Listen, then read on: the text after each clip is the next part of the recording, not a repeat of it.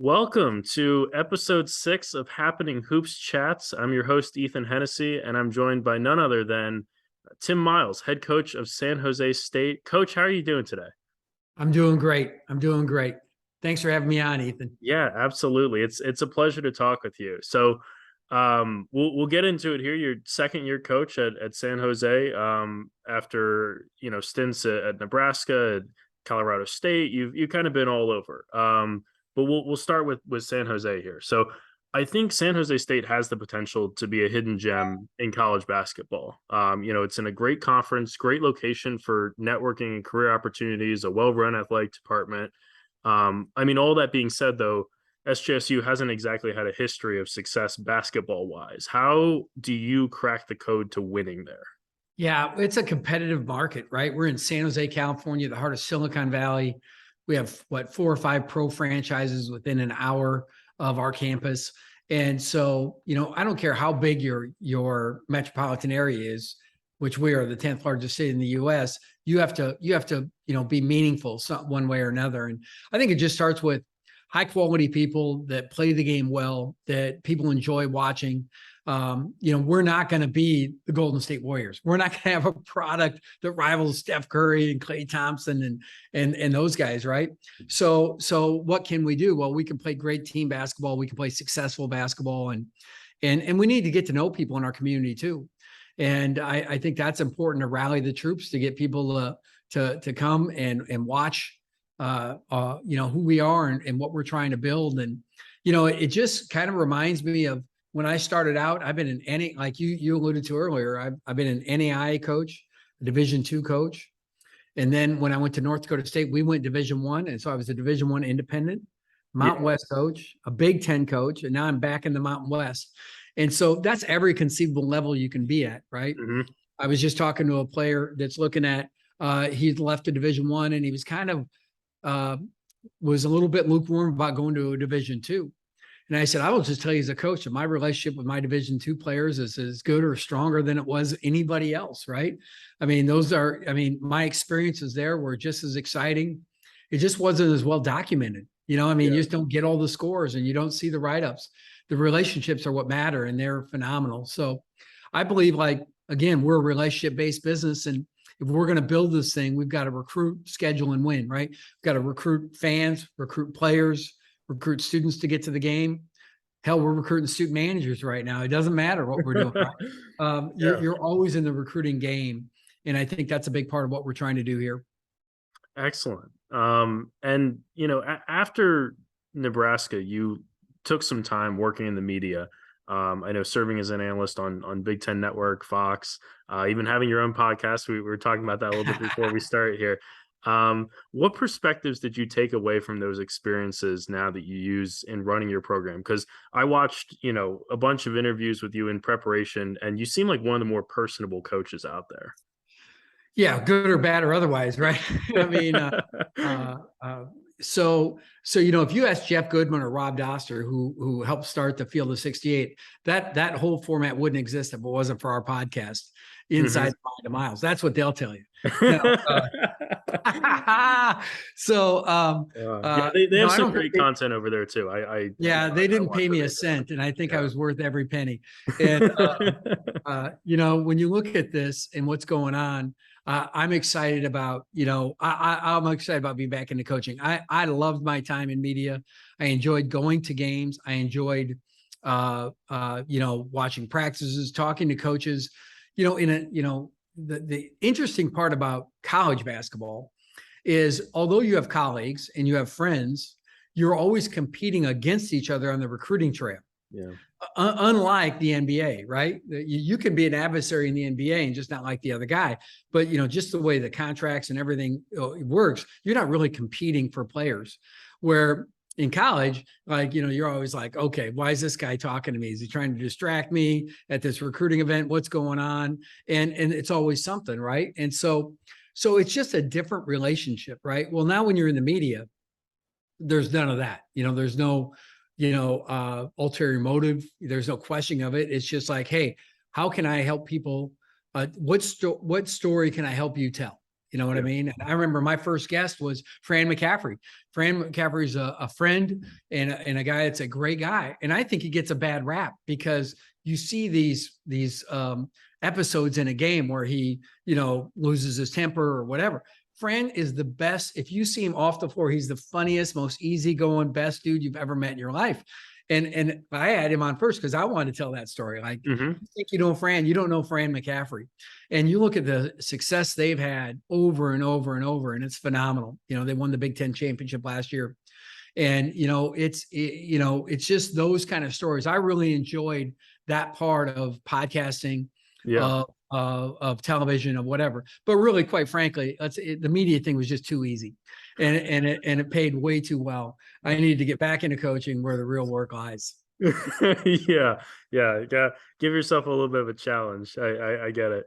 Um, okay, so year one, you finished that up here at San Jose, and it was a little bit of a rough year. Like, I'm not going to sugarcoat it, but it was a historically good Mountain West. Like, that was a strong conference. What experience, what did you experience and learn in this first year that's helping you moving into year two now? Well, I'll tell you two things. One, we were severely inhibited by the level and depth of our injuries last year. Yeah. When we did have, and we played 3 games where we only suited 6 players. Oh I my. remember bringing the refs over. I'm like, count them up. Okay. Yeah. I mean, you Yeah. can foul one of them out, but we're not doing the Hoosiers thing, buddy. Like, we're not sending 4 out there. Okay. Yeah. And so, obviously I said, I'm going to switch defenses. I'm going to, keep things kind of off base. I'm going to do my part, but guys better do Yeah. your You part. gotta go check if, you have a uniform in the back for a GA Yeah, or something. no doubt. No doubt. But as you look at this, I've been in the Mountain West 6 seasons, 5 at Colorado State as the head coach there from 2007 to 12. And then went to Nebraska and then came back for 1 year here. So I've been in the league 6 years. 5 of those 6 years, the Mountain West has put more teams in the NCAA tournament than the Pac-10 and Pac-12. Yeah. So if people want to know how good our league is, and I think it's kind of funny, you see the media rights, and these are historically great universities in the Pac-12 or whatever it's going to be called now. But the Mountain West and men's basketball, look out, because we can hold our own against anybody. And I really think people don't always understand that. When I look at building a program, I'm not afraid to take on a challenge, and I'm not afraid to take a bad season or two to build a program the right way. And I think we've done that every step of the way. When we look at, my last 2 seasons at Nebraska, we won 41 games. We left a team. We went to the NCAA at Colorado State, left them the best team they'd had, arguably in school history, that won in the NCAA. And when we left North Dakota State, we left an NCAA tournament team. And I used to say, the year after I left Mayville State, my first job, they set a school record for wins. I used to say, all you want is for Tim Miles to leave and good stuff happens, right? But the point of that is we do build it, and I think it's a sequential thing. There's new waters though. It's in the recruiting piece has changed with NIL and some of the things that go, and we're adjusting constantly. And I think that's a fascinating part for me, being out for 2 years, then hopping back in.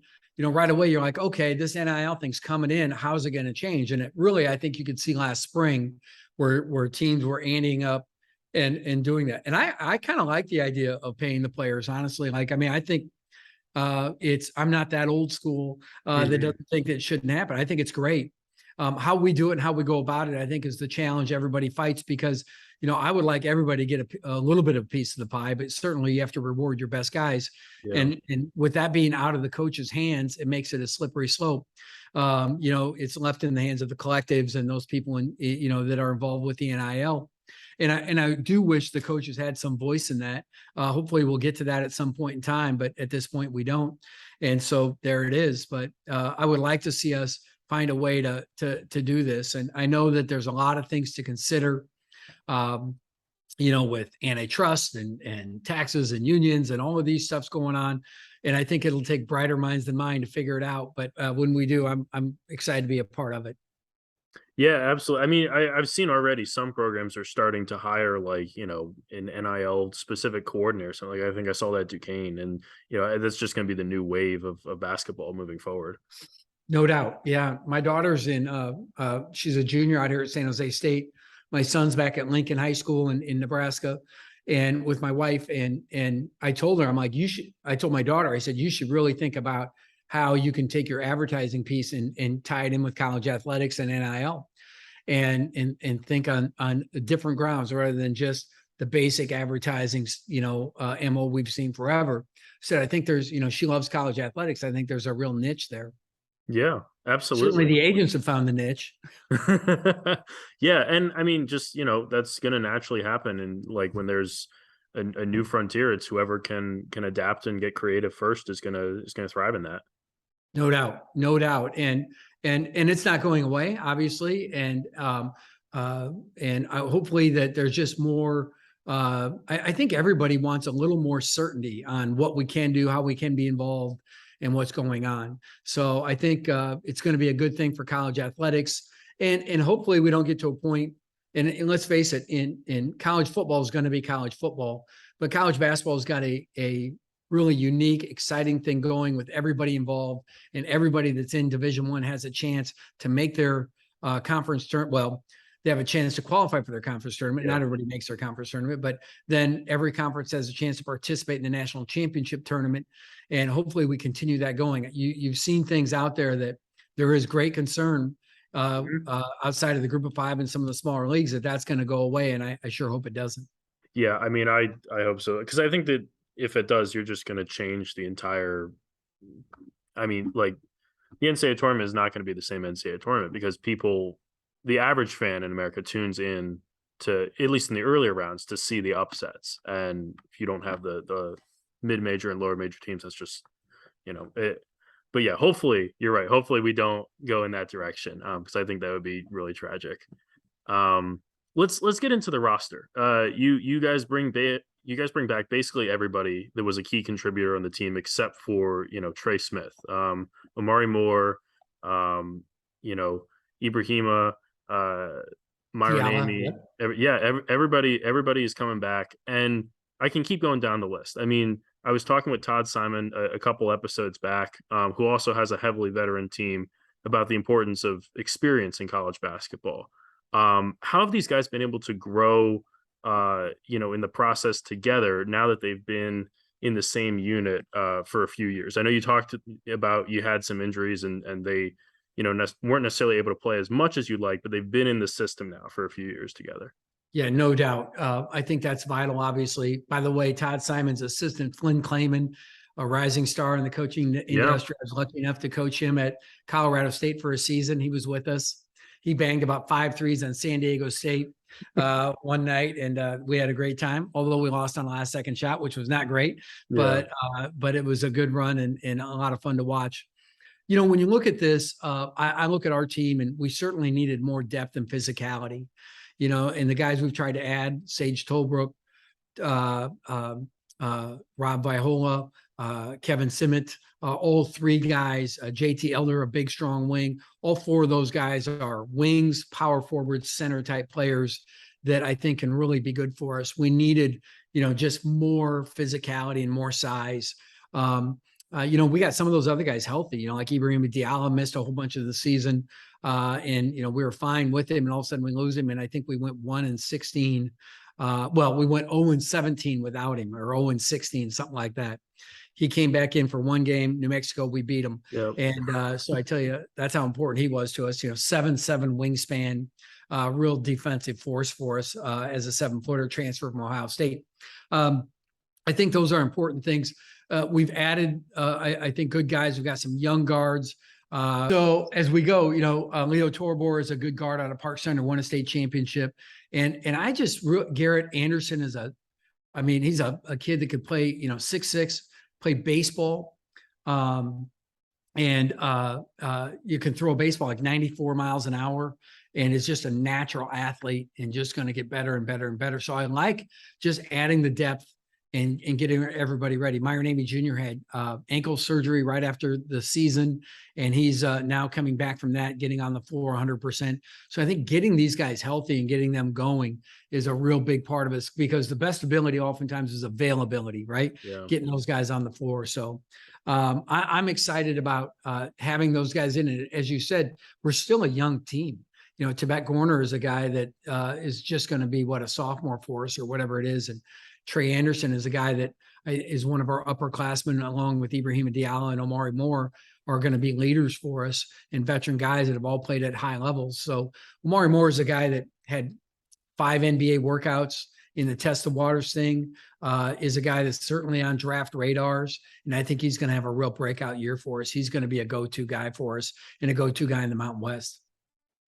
Absolutely. I'm looking forward to watching, the team come together. I have to ask, as someone who back in my time in college was leading a student section and front row and wearing the cape, I would be remiss if I didn't ask a question about the SJSU Duck. I, Get that I bread, man. follow Get him on that Twitter, bread. and I just love his school spirit. Can you tell us like a little bit about what the Yeah. deal is with the Duck? I don't know him. I don't know him. I think that allure is right there. He's an unknown commodity. We know he's a student. We think he's a younger student, and he attends all the athletic. Like, he'll go to a gymnastics meet, a baseball game, a basketball game, a football game. Carries around a big French a loaf of bread, and he says, "Get that bread, man." And Yeah. he is awesome. I still have a thing where, because he doesn't talk, he's like a mascot. He had a whiteboard and he wrote pain, and we were losing a game, and Colorado State was just putting it on us, and he laid down in the bleachers all alone, and he just held up the sign pain, that he was in pain. And I literally cried laughing because I felt his pain, man. Yeah. It was just one of those things that he's a guy that is well received. People love him. Dresses up like a duck. Why, I don't know, but he's the SJSU Duck, and his saying is "Get that bread," and he brings a loaf of bread. And I think it's a great bit. I mean, Yeah. I just think that guy's got a big future. Yeah, I mean, I love anyone who has that much spirit. So shout out to Dak the Duck. We had Captain Comet when I was in Mayville, and when I was at Southwest Minnesota State, we had I think Hawaiian night. It's kind of like an I hate winter night. Everybody dressed up in Hawaiian gear like they're at a luau and stuff like that. So all of those things, as you go forward, those mascot guys are so fun, and the fandom is so cool, and it really makes it special. Like, and for those fans that don't know, the players love it. They talk about it all the Yeah, time, and they really pay attention, and it really matters. And it's a lot of fun to be a part of. absolutely. So I got one last question for you here. So you've had Yes, sir. a few assistants who've gone on to become, big name coaches. Nico Medved at Colorado State, Craig Smith just took the job at Utah, Michael Lewis, the new head coach at Ball State, Ben Johnson at Minnesota, among others. How excited, are you, and just how cool is it to see these guys moving up on in the industry and getting these bigger jobs?